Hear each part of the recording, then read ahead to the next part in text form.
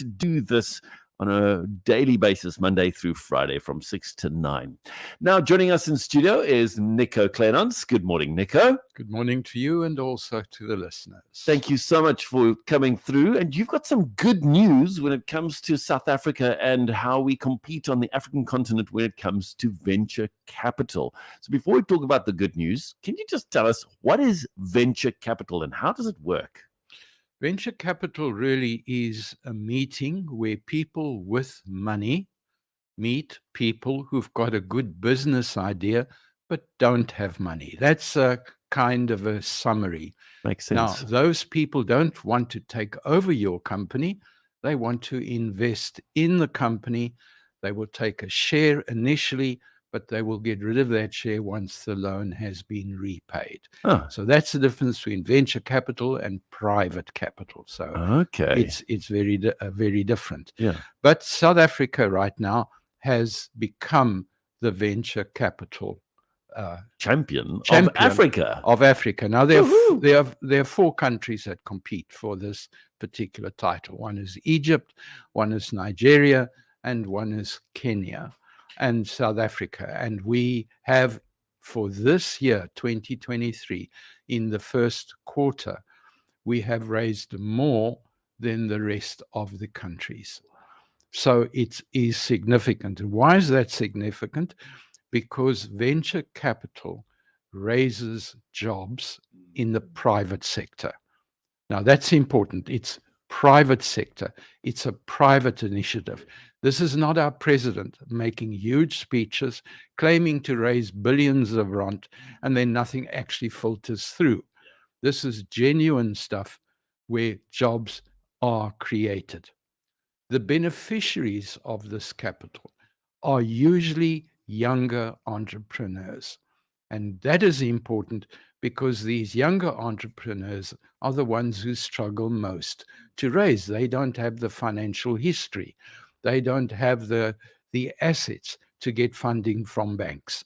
They've got the ideas. The ideas are generally good, but they don't have the assets to fund their particular projects. Usually the ideas that they're involved in are tech-driven, so it's also a growth area where we want, and these are startup projects.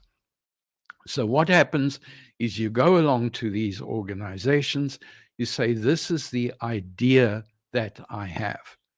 They investigate the idea, and one of the things they're going to look at is that your business idea is sound. Then they're going to look at the management team that you've put together. That's important. And generally, you're not going to have the business team that you need. So they're going to help you by providing that team. So you will have somebody working with you who's been doing this kind of thing for 450 years. They've got the experience, and they're going to hold your hand during the critical part of the exercise. So it's a very good model, the way that they are using it. Now, before the money passes on, you've got your management team together, and now the projects get started. On average, a new startup will employ at least 6 highly skilled people. So I'm not talking about somebody who's going to wash the windows or sweep out the office or keep the kitchen clean. These are highly skilled people. We don't want those people to go and sit in the Netherlands or go and sit in Germany. We want them in South Africa.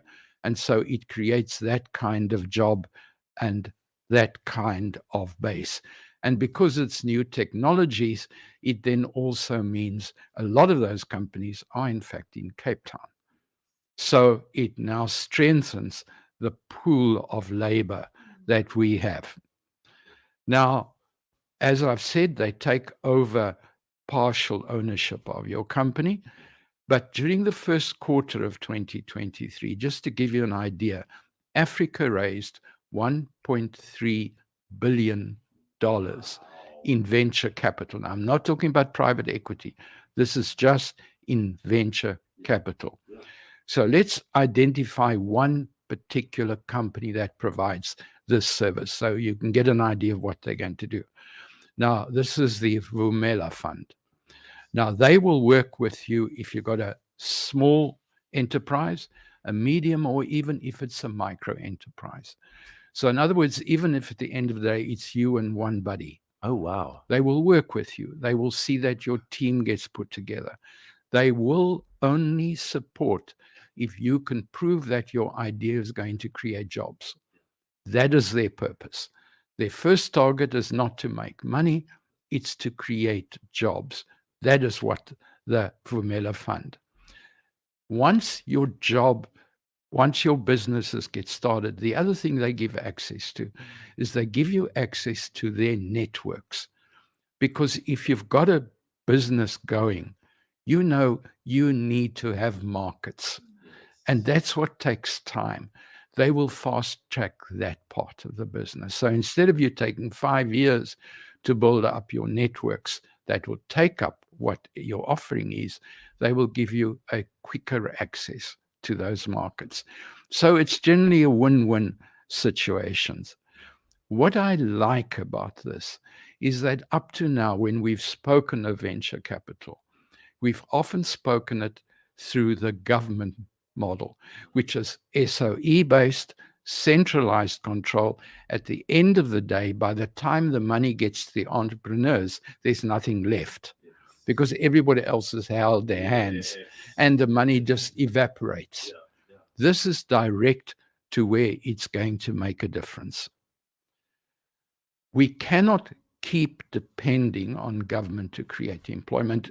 We've now had since 1994, it hasn't worked. So we are going to have to look at venture capital type projects.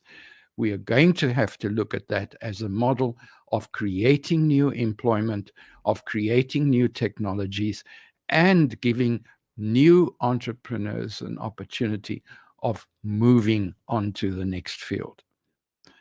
So I see this as a good news story.